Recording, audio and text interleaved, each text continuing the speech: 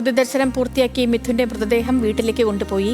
വിദേശത്തു നിന്നും നെടുമ്പാശ്ശേരി വിമാനത്താവളത്തിലെത്തിയ അമ്മ സുജ അല്പസമയത്തിനകം തേവലക്കരയിലെ വീട്ടിലെത്തും. മിഥുന്റെ വീട്ടിൽ നിന്നും ശ്രീരാജ് ബാബു ചേർന്നു നമുക്കൊപ്പം. ശ്രീരാജ്, പഠിച്ച സ്കൂളിലെ പൊതുദർശനം പൂർത്തിയാക്കി മിഥുനുമായുള്ള വിലാപയാത്ര വീട്ടിലേക്ക് പുറപ്പെട്ടു. എപ്പോഴേക്കാവും വീട്ടിലേക്ക് എത്തിച്ചേരുക? വീട്ടിലെ ക്രമീകരണങ്ങളെല്ലാം പൂർത്തിയായി കഴിഞ്ഞു? തീർച്ചയായും ചെയ്തു. ഈ സ്കൂളിൽ നിന്നും മിഥുന്റെ വീട്ടിലേക്ക് വളരെ കുറച്ച് ദൂരം മാത്രമേ ഉള്ളൂ. ഏറിപ്പോയാലൊരു 4.5 കിലോമീറ്റർ മാത്രം ദൂരെയാണ് ഈ സ്കൂളിൽ നിന്നും മിഥുന്റെ വീടുള്ളത്. മിഥുന്റെ വീട്ടിലേക്ക് മിഥുൻ അവസാനമായി ഇപ്പോൾ അല്പസമയത്തിനകം എത്തിച്ചേരും.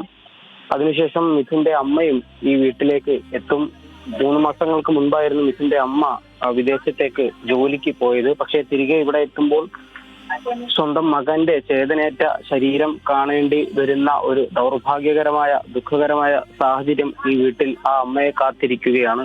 നിരവധി ആളുകൾ ഇപ്പോൾ ഈ വീട്ടിലേക്ക് എത്തിക്കൊണ്ടിരിക്കുന്നുണ്ട്. പൊതുദർശനം സ്കൂളിൽ പൂർത്തിയായതിനു പിന്നാലെ സ്കൂളിലെത്തിയ പലരും വീട്ടിലേക്കും എത്തി മിഥുന് അന്ത്യാഞ്ജലി അർപ്പിക്കാനായി ഇവിടേക്ക് എത്തുന്നുണ്ട്. അതിനു മുൻപ് തന്നെ നിരവധി ആളുകൾ, രാഷ്ട്രീയ പ്രവർത്തകർ, രാഷ്ട്രീയ നേതാക്കൾ, പൊതുപ്രവർത്തകരടക്കം, നാട്ടുകാർ, സുഹൃത്തുക്കൾ, ബന്ധുക്കളടക്കം നിരവധി ആളുകൾ ഇവിടെ മിഥുന് അന്ത്യാഞ്ജലി അർപ്പിക്കാനായി എത്തിയിട്ടുണ്ട്. രാവിലെ ആശുപത്രിയിൽ നിന്നും സ്കൂളിലേക്ക് ഈ മൃതദേഹം വിലാപയാത്രയായി എത്തിക്കുന്ന ഘട്ടത്തിൽ തന്നെ വിവിധ ഭാഗങ്ങളിൽ, വിവിധ സ്ഥലങ്ങളിൽ മിഥുന് അന്ത്യാഞ്ജലി അർപ്പിക്കാനായി നിരവധി ആളുകൾ എത്തിയിട്ടുണ്ടായിരുന്നു.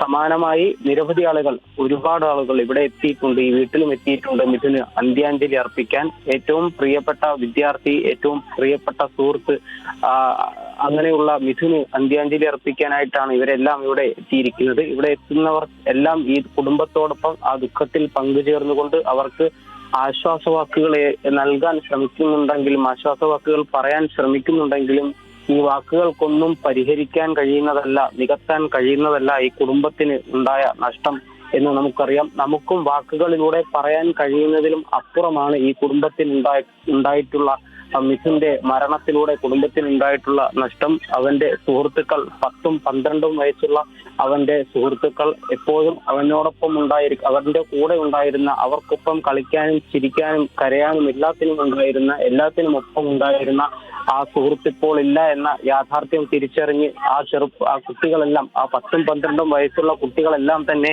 ഇവിടേക്ക് എത്തിച്ചേർന്നിട്ടുണ്ട്. ഈ വീട്ടിലേക്ക് അന്ത്യാഞ്ജലി അർപ്പിക്കാനായി, തങ്ങളുടെ ഏറ്റവും പ്രിയപ്പെട്ട സുഹൃത്തിന് അന്ത്യാഞ്ജലി അർപ്പിക്കാനായി ഈ വീട്ടിലേക്ക് എത്തുന്ന ഒരു കാഴ്ച, അത് ഇവിടെ കണ്ടു നിൽക്കുന്ന എല്ലാ മനുഷ്യർക്കും ഹൃദയഭേദകം എന്ന് തന്നെ പറയേണ്ടിയിരിക്കുന്നു. അത്രത്തോളം ദുഃഖകരമാണ് ഇവിടെ എത്തുന്ന ഓരോ ആളുകളുടെയും സാഹചര്യം. ഒരുപക്ഷെ മിഥുനെ ഒരിക്കൽ പോലും നേരിട്ട് കണ്ടിട്ടുകൂടിയില്ലാത്ത നിരവധി ആളുകൾ ഈ വീട്ടിലേക്ക് എത്തുന്നുണ്ട്.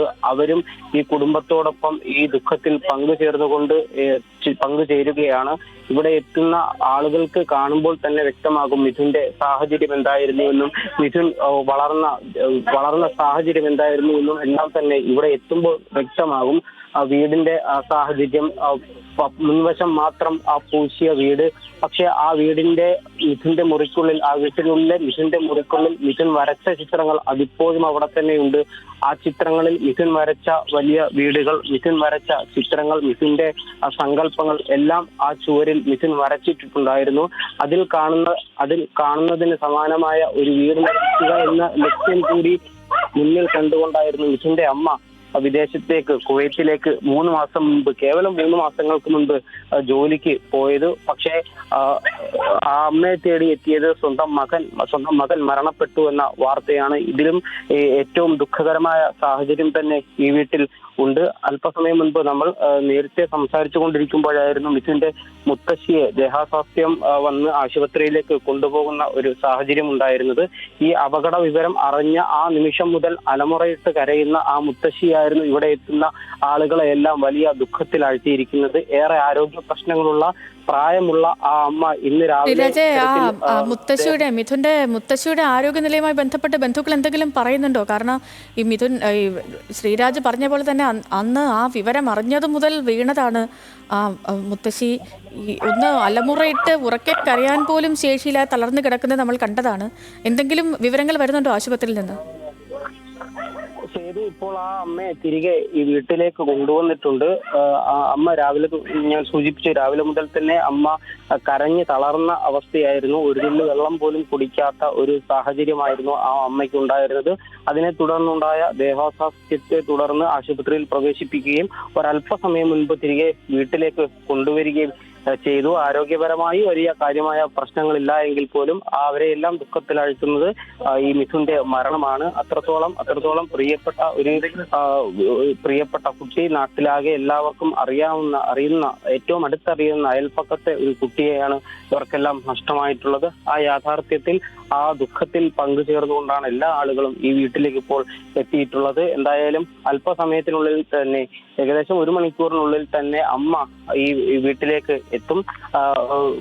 ഈ അമ്മ വീട്ടിലേക്ക് എത്തുന്ന ഘട്ടത്തിൽ ഏത് രീതിയിലായിരിക്കും ഒരു പ്രതികരണം ഉണ്ടാവുക, അല്ലെങ്കിൽ അതെല്ലാം നമുക്ക് സങ്കല്പിക്കുന്നതിനും ഊഹിക്കുന്നതിനും അപ്പുറമായിരിക്കുമെന്ന് നമുക്കറിയാം. നമുക്ക് വാക്കുകൾ കൊണ്ട് പറയാൻ കഴിയുന്നതിലും അപ്പുറമായിരിക്കും ഈ വീട്ടിലെ സാഹചര്യം. ശ്രീരാജ്, അത് പറയാനില്ല എന്തായിരിക്കും. കാരണം നമുക്ക് ആ വീട് കാണുമ്പോൾ തന്നെ അറിയാമല്ലോ ശ്രീരാജ്, അതിസാധാരണമായ ഒരു വീടാണത്.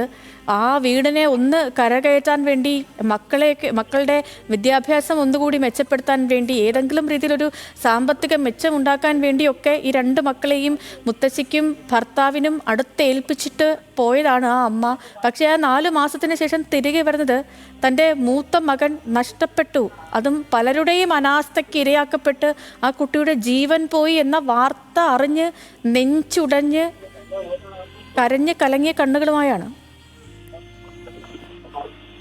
തീർച്ചയായും ചെയ്തു. അത് തന്നെയാണ്. നമുക്ക് ഈ വീട്ടിലെത്തി ഈ വീട് കണ്ട്, ആ വീട്ടിനുള്ളിലെ മനുഷ്യരെ കണ്ട്, അവരുടെ കണ്ണുകൾ കണ്ട് നമുക്കിവിടെ നിൽക്കുന്നതിന് തന്നെ വലിയ ബുദ്ധിമുട്ട്, മാനസിക ബുദ്ധിമുട്ട് നേരിടുന്ന ഒരു സാഹചര്യമായിരുന്നു ഈ വീട്ടിലേക്ക് എത്തിയപ്പോൾ തന്നെ ഉണ്ടായിരുന്നത്. കടുത്ത അനാസ്ഥ, ഗുരുതരമായ അനാസ്ഥ മൂലം ഒരു വിലപ്പെട്ട ജീവൻ നഷ്ടമാക്കേണ്ടി വന്നു. അത് തിരുത്താൻ എന്നുള്ളതാണ് ഏറ്റവും സങ്കടകരമായ കാര്യം. പരസ്പരം പഴിചാരേണ്ടി വന്ന, ആ മരണത്തിന് ശേഷവും പരസ്പരം പഴിചാരേണ്ടി വന്ന അധികൃതർ, അതിൽ സ്വയം ന്യായീകരിക്കേണ്ടി വന്ന സാഹചര്യം, ഇവയെല്ലാം തന്നെ ഒരു 13 വയസ്സുകാരന്റെ മരണത്തിന് ഇപ്പുറമായിരുന്നു എന്നതാണ് ഏറ്റവും ദുഃഖകരമായ സാഹചര്യം ഉണ്ടായിരുന്നത്.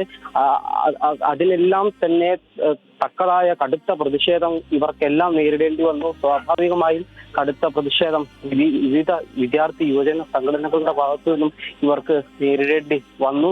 അത്രത്തോളം ദുഃഖകരമായ പ്രതിഷേധം ഉണ്ടാകുന്ന സാഹചര്യം തന്നെയായിരുന്നു ആ സ്കൂളിലും എല്ലാം തന്നെ ഉണ്ടായിരുന്നത്. ഈ വീട്ടിൽ ഇപ്പോഴും നിൽക്കുമ്പോഴും വലിയ മാനസിക ബുദ്ധിമുട്ട് നേരിടേണ്ടി വരുന്ന ഒരു സാഹചര്യം. മുൻപ് മഹാരാജാസിലെ അഭിമന്യുവിന്റെ വീട്ടിൽ നിൽക്കുമ്പോഴായിരുന്നു ഇത്തരത്തിലുള്ളൊരു സാഹചര്യം, ഇത്തരത്തിലുള്ളൊരു മാനസിക നിലയിലേക്ക് എത്തേണ്ടി വന്നത് എന്നുകൂടി സൂചിപ്പിക്കട്ടെ. അത്തരത്തിൽ വലിയ ബുദ്ധിമുട്ടുകൾ നേരിടുന്ന, വലിയ മാനസിക, സാമ്പത്തികമായ എല്ലാം തന്നെ വലിയ വെല്ലുവിളികൾ നേരിടുന്ന, ഇപ്പോൾ ഞാൻ നോക്കിയ ഘട്ടത്തിൽ ഞാൻ കാണുന്നത് ആ വീടിന്റെ പകുതി തകർന്ന ഒരു ജനലാണ്. ആ ജനല് മുൻപെപ്പോഴോ തകർന്ന ഒരു ജനലാണ്, പകുതിക്ക് തകർന്ന ജനൽ. അത് നന്നാക്കാതിരിക്കുന്ന അത്രത്തോളം സാമ്പത്തിക ബുദ്ധിമുട്ടുകൾ നേരിടുന്ന ഒരു കുടുംബമായിരുന്നു മിഥുന്റേത്. ശാരീരിക ബുദ്ധിമുട്ടുകളുള്ള അച്ഛൻ, ആരോഗ്യ പ്രശ്നങ്ങളുള്ള അച്ഛൻ, സ്ഥിരമായി ജോലിക്ക് പോകാൻ കഴിയാത്ത ഒരു സാഹചര്യം, ഇതെല്ലാം തന്നെ ആ കുടുംബത്തെ വലിയ സാമ്പത്തിക ബുദ്ധിമുട്ടിലേക്ക് എത്തിച്ചു എന്നതായിരുന്നു യാഥാർത്ഥ്യം. അവയെല്ലാം പരിഹരിക്കാൻ കൂടിയായിരുന്നു ഈ മിഥുന്റെ അമ്മ സുജ വിദേശത്തേക്ക് ജോലിക്ക് പോയത്. ആ മകൻ ഈ മിഥുന്റെ മുറിക്കുള്ളിൽ വരച്ചിട്ട ആ വീട് നിർമ്മിക്കാൻ അത്തരത്തിലുള്ള ആശകൾ കൊണ്ടായിരുന്നു ഈ അമ്മ വിദേശത്തേക്ക് പോയത്. പക്ഷെ ആ അമ്മ തിരിച്ചെത്തുമ്പോൾ ആ മകൻ ചേതനയറ്റ ശരീരവുമായി ഈ വീട്ടിൽ കിടക്കുന്ന ഒരു അവസ്ഥയിലേക്കാണ് ആ അമ്മ കടന്നു വരുന്നത് എന്ന് തന്നെയാണ് ഏറ്റവും ദുഃഖകരമായ കാര്യം, ഏറ്റവും ദുഃഖകരമായ സാഹചര്യമുള്ളത്. എന്തായാലും അല്പസമയത്ത് തന്നെ മിഥുന്റെ അമ്മ സുജ വീട്ടിലേക്ക് എത്തുമെന്നാണ് മനസ്സിലാക്കാൻ സാധിക്കുന്നത്. മിഥുന്റെ ആഗ്രഹം ഒരു പട്ടാളക്കാരനാവുക എന്നതായിരുന്നു. അതിനായി NCC അതിന്റെ ആദ്യപടി എന്നോളം അവൻ കണ്ടത് NCC കേഡറ്റാവുക എന്നതായിരുന്നു. ആ ആഗ്രഹം പൂർത്തീകരിച്ചു. അവൻ അതുപോലെ തന്നെ സുഹൃത്തുക്കളോട് ഈ മരണത്തിന് തൊട്ട് മുൻപ് 2 ദിവസം മുൻപ് സുഹൃത്തുക്കളോട് പറഞ്ഞിരുന്നത് തനിക്ക് സ്കൂളിലെ ഫുട്ബോൾ ടീമിൽ ഇടം ലഭിച്ചുവെന്ന സന്തോഷ വാർത്തയടക്കം ഈ കുട്ടികളോട് പറഞ്ഞിരുന്നു. അവന്റെ ആഗ്രഹമായിരുന്നു സ്കൂൾ ഫുട്ബോൾ ടീമിൽ കളിക്കുക എന്നത്. എന്നാൽ ഈ ആഗ്രഹങ്ങളെല്ലാം ബാക്കി വെച്ചുകൊണ്ട് മിഥുൻ മരണത്തിലേക്ക് നടന്നെടുക്കുകയായിരുന്നു. ആ മിഥുന്റെ ചേതനേറ്റ ശരീരം ഏറ്റവും അവസാനമായി ഒരിക്കൽ കൂടി ഈ വീട്ടിലേക്ക് എത്തും. ആ വീട്ടിൽ അവനെ കാത്തിരിക്കുന്നത് അവന്റെ ബന്ധുക്കളും അവന്റെ കൂട്ടുകാരും അവന്റെ നാട്ടുകാരും അവന്റെ പ്രിയപ്പെട്ടവരായ മുഴുവൻ മനുഷ്യരും അവന്റെ ഈ വീട്ടിൽ അവനെ കാത്തിരിക്കുന്നു. ഏറ്റവും ഒടുവിലായി മിഥുൻ ഈ വീട്ടിലേക്ക് വരുമ്പോൾ ഇവരെല്ലാം തന്നെ അവനെ കാത്തിരിക്കുകയാണ്. അവൻ എല്ലാ ദിവസവും സ്കൂളിൽ നിന്ന് വരുന്ന സമയമാകുന്നതേ ഉള്ളൂ. സ്കൂളിൽ ഉച്ചഭക്ഷണത്തിന്റെ സമയത്താണ് അവൻ ആ സ്കൂളിൽ നിന്നും അവസാനമായി അല്പസമയം മുൻപ് പടിയിറങ്ങിയത്. ഇനി ഇങ്ങോട്ടേക്ക് അവൻ എന്നും വൈകുന്നേരം സ്കൂൾ വിട്ട് വീട്ടിലേക്ക് എത്തുന്നതിനേക്കാൾ മുൻപ് അവൻ ഈ വീട്ടിലേക്ക് ഏറ്റവും അവസാനമായി എത്തും. ആ വീട്ടിൽ അവനെ കാത്ത് അവന്റെ ശ്രീരാജ് പറയുന്ന കേൾക്കുമ്പോൾ തന്നെ ഈ കേട്ട് നിൽക്കുമ്പോൾ എന്റെ തന്നെ നെഞ്ച് പിടഞ്ഞു പോവുകയാണ്. ഇങ്ങനെ ഓരോ കാര്യങ്ങൾ ആ കുഞ്ഞ് തിരികെ സ്കൂളിൽ നിന്ന് വീട്ടിലേക്ക് വരുന്ന ഒരു സമയവും കാര്യങ്ങളൊക്കെ മാത്രമല്ല, ഇപ്പോൾ നമ്മൾ ഈ കാണുന്ന ദൃശ്യങ്ങൾ ആ കുഞ്ഞിന് 13 വയസ്സുകാരന് അവസാനമായി അവന് കിടന്നുറങ്ങാനുള്ള സ്ഥലം ശരിയാക്കുന്നതാണ്. അവിടെ സംസ്കാരത്തിനായുള്ള സ്ഥലങ്ങളൊക്കെ ശരിയാക്കുന്നത്. ആ വീട്ടുകാരൊന്നും അവരുടെ ഒരു വിദൂര സ്വപ്നങ്ങളിൽ പോലും ഒരു വിദൂരത്തിലുള്ളൊരു ദുസ്വപ്നം പോലും ആയിരിക്കില്ല. അവരൊക്കെ ജീവിച്ചിരിക്കുന്ന ഘട്ടത്തിൽ തങ്ങളുടെ മകൻ ഇങ്ങനെ ഒരു അകാലത്തിൽ ആ കുഞ്ഞിന് ഒരു മരണം സംഭവിക്കുമെന്ന് ഒരിക്കലും അവർ വിചാരിച്ചിട്ട് പോലും ഉണ്ടാകില്ല. പക്ഷെ അതൊക്കെ കാണേണ്ടി വരുന്ന അച്ഛൻ്റെയും അമ്മയുടെയും പ്രായമേറിയ മുത്തശ്ശിയുടെയും കുഞ്ഞനിയൻ്റെയും അവൻ്റെ കൂട്ടുകാരുടെയും മറ്റ് ബന്ധുക്കളും അധ്യാപകരും അവരുടെയൊക്കെ ഒരു മാനസികാവസ്ഥ അവരുടെ മാത്രമല്ല. ഇപ്പോൾ മിനിങ്ങാന്ന് വരെ ശ്രീരാജ് പറഞ്ഞ പോലെ നമുക്കാർക്കും അറിയില്ലായിരുന്നു മിഥുനെ. പക്ഷേ ഈ അപകടം ഉണ്ടായതിനു ശേഷം മിഥുൻ നമ്മളിലൊക്കെ ഒരാളാണ്, നമ്മുടെയൊക്കെ കുഞ്ഞനുജനാണ്, നമ്മളുടെയൊക്കെ ഒരു സഹോദരനാണ് മിഥുൻ. അപ്പോൾ ആ കുഞ്ഞിന് ആ കുടുംബം വിട നൽകാൻ തയ്യാറെടുക്കുന്ന ആ ഓരോ കാഴ്ചയും ഓരോ മനുഷ്യൻ്റെയും നെഞ്ചുലയ്ക്കുന്നത് തന്നെയാണ്. പ്രിയപ്പെട്ട കൂട്ടുകാരുടെയും അധ്യാപകരുടെയും ഒക്കെ അന്ത്യാഞ്ജലി ഏറ്റുവാങ്ങി മിഥുൻ്റെ മൃതദേഹം വഹിച്ചുകൊണ്ടുള്ള വിലാപയാത്ര അല്പസമയത്തിനകം തന്നെ ഈ വീട്ടിലേക്ക് എത്തിച്ചേരും. നൂറുകണക്കിന് പേരാണ് മിഥുനെ അവസാനമായി ഒരു നോക്ക് കാണാൻ ഈ രാവിലെ തേവക്കര സ്കൂളിലേക്ക് എത്തിയത്. ഇപ്പോൾ അല്പസമയത്തിനകം തന്നെ ഈ വിലാപയാത്ര ഈ വീട്ടിലേക്ക് എത്തിച്ചേരുമെന്നാണ്